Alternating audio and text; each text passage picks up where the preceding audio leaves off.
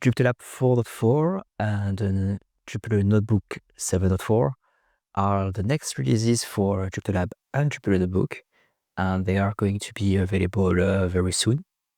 And they come with a couple of nice improvements and bug fixes. So let's go through the list. So you can find a list in the Jupyter Lab changelog and also in the Jupyter Notebook changelog. So let's start with the first one, which is about the code console improvements. Code consoles are like very ephemeral notebooks. So you can open a console, type some code, hello world, execute, and then you can close the console, terminate it, and it doesn't leave really any trace, not like a notebook which is backed by a file. So it's very convenient and useful if you want to have like a quick session for testing new APIs or running some Python code. But historically, there has been some issue working with consoles, and one of the issues was related to the placement of that cell input here, which is at the bottom. So with Jupyter 4.4, there is a new menu item which lets you choose where you would like to position the cell input. So for example, here at the top, but it could also be to the right or to the left. And this is also resizable, so you can give more space to the cell input or to the cell outputs. And now we can also start typing some code here. The output cells get moved to the other side. So this view, for example, is quite convenient in case you want to present something on the screen and have your cell input always at the top, which may be easier to watch for other people. So with Jupyter Lab 4.4, there is also new toolbar buttons here. So if I put some more code here, so import NumPy as MP, and I want to execute that import, I can press the run button here. So clear the cells that were previously executed and restart the kernel here. And in the toolbar, there is also a new kernel selector here, which opens the kernel selection dialog, and a status indicator here to show like if the kernel is currently busy. So for example, if you do time.sleep, execute this, you see that now the kernel is reporting busy here. Okay, so that's a quick tour of the new features in the code console, and there are also a couple of other features available via the settings. So if you go to the settings editor, code console, you can find new options here. So I'm going to toggle a couple of them, and then we're going to create a new console and see what effect they have. So let's clear all the cells on the execute. Let's keep the content when we execute the prompt cell. Let's hide the code input. What else do we have? Let's enable the line numbers here, even though it was already an option available before. Let's choose left as the default position for the prompt cell. And let's remove the banner. Okay, and now if we go back to the console we had, let's restart the kernel. Now the banner is gone. If we type some code, we have only the output. And every time we're going to execute something, it's going to clear the previous output cells. So if we have a workflow where we like to iterate on some code, for example, here, we want to work with widgets, and we create a new slider, and we execute. Then we have the slider here to the left or to the right of the console, and we can continue editing the same code. Let's say we want to change the min and the max. Let's see, 10 and 20. Execute, and then we have the changes live here. So I think that's it for the code console. I think we covered most of the new options. So yeah, it's quite useful now. We can go from the traditional code console in JupyterLab to something that looks a little bit more like a single cell application or a single cell notebook, which is quite useful for making demos or testing some code very easily. Okay, so back to the changelog. In the next section, we have something about the settings, import and export. So since we have made some modifications to the settings, we can demo that pretty easily now. Let's say we have changed the code console's options here. We can now export these new changes to a text file, which ends up being a JSON file. So we can open it in JupyterLab, and we can see that the values here correspond to the one that we set earlier in the settings editor.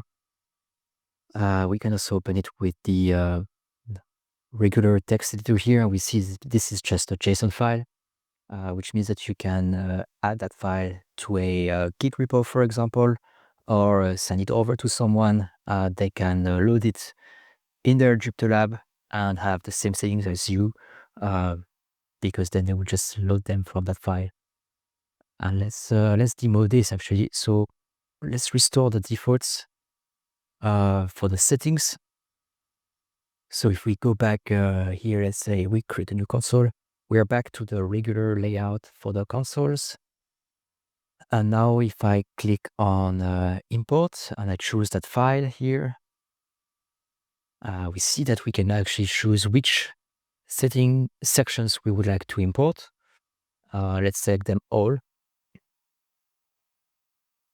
And we're back to the same settings as before. So now if I open the code console, we're back to the layout with the left, the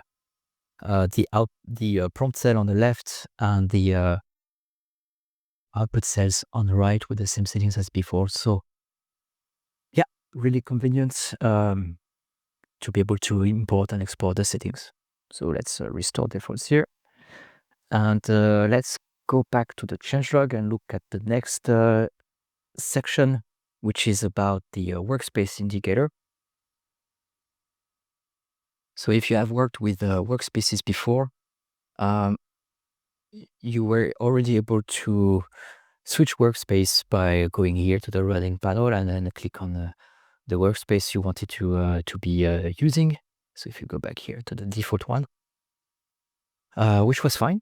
But now in JupyterLab 4.4, there is a new setting here, a new menu entry to show a workspace indicator in the top area of JupyterLab. So you can do the same thing as before, switching between workspaces, but using this drop-down instead. So yeah, a little improvement, which is quite nice for those of you who use the workspace feature quite a lot. Okay, let's go back to the changelog again. And the next one is about RTC, which is a real-time collaboration. So real-time collaboration has been available in JupyterLab and Jupyter Notebook for the past JupyterLab 4 and Notebook 7 releases.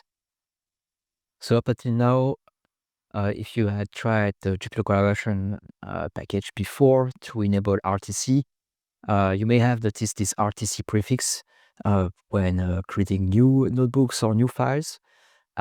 And in JupyterLab 4.4 and the new Jupyter Collaboration version as well, this will be gone. And that means that you should expect a better support of your files by extensions when using Jupyter Collaboration, and also less issues in general. Okay, so next one is the kernel subshells support. The kernel subshells are a new addition to the Jupyter stack, and they let you create something like a new thread or new process in the background, which is useful, for example, when you want to perform longer running computations, or run some code in the background while you do something else. So here we have a couple of use cases here listed, and it's still worth noting that this is only available in the latest IPyKernel 7 pre-release as of today. but we should expect adoption from other kernels at some point in the future when this gets a little bit more mature. But still, there is now also support in JupyterLab 4.4, and we can do a quick demo here. So if you have a notebook, you can use the subshell magic. That gives you more information on the subshells. So here we see that there is no subshell, it says none. And to illustrate the issue, let's say we have some cell to simulate some CPU usage or some tasks that may take a long time to complete. And let's say we wanted to open a console for the same kernel and do something at the same time in the console. So if we were to run that cell and then try to type, let's say 1 + 1 here and execute, we see that the cell is pending. So this one will have to complete first before this one gets a chance to be executed. So that's the issue currently with the subshells, is that you pretty much can only execute one thing at a time in a notebook. So let's interrupt the kernel. Let's do a quick restart. So now if we execute this again, but this time, if we use the new subshell console for notebook, and let's say we do the subshell here, magic, we see that we have an ID for that subshell. And now if we execute that cell, which is going to take a little while to be completed, we can type some code here, execute, and continue sending some more execute requests to the kernel, while this one is still being busy treating the previous execute request. So that's a small example for subshells. So for now, yeah, for sure, it's not that much, but at some point it will be integrated a bit more into things like IPy widgets. So let's say you have a widget that triggers some computation. So instead of blocking everything, then you will still be able to use that widget, perform some computation, and then use some other widget, for example, or continue executing some code in the notebook. So this should make the whole situation of doing multiple things at the same time in notebooks a little bit easier. Okay, so next one is the context menu. So if you have used JupyterLab or also the Jupyter Notebook, so let's look at the Jupyter Notebook, for example, here. And let's say you have an output cell here, and you would like to copy the text. So if you right-click here, you see that it shows the JupyterLab context menu. Sometimes you would like to have access to the browser native context menu. So it's already possible by holding the Shift key first and then pressing the right click on the mouse to show the context menu for the browser. But in JupyterLab 4.4 and Notebook 7.4, there is also a new command here to toggle the context menu. So if you disable the context menu and now right click here, you see that it is disabled, and you can enable it again with the same command, and then right click and it shows up again here. So yeah, it's a little setting that may still be useful for some users. Okay, so we are reaching the end, and the last one on the list here is the slimmer status bar. So if we go to JupyterLab, we see that here we have in the status bar something that shows 5, and that means 5 running kernels. So if you click on that, you see that we now have the running panel here in focus. We can look at all of the kernels. So before, this item here was also showing a terminal icon, but now in JupyterLab 4.4, it only shows the terminal icon if there is a terminal running. So if we create a new terminal here, we see that we have the icon, which is now displayed. And if we go to the terminal and then shut down the terminal, we see that the icon is now gone. Okay, so that was it for the new features and improvements coming in Jupyter Lab 4.4 and in Jupyter Notebook 7.4. Please try the new versions and report any issues if you find any, or share any feedback if you would like to. So thanks for watching, and see you next time.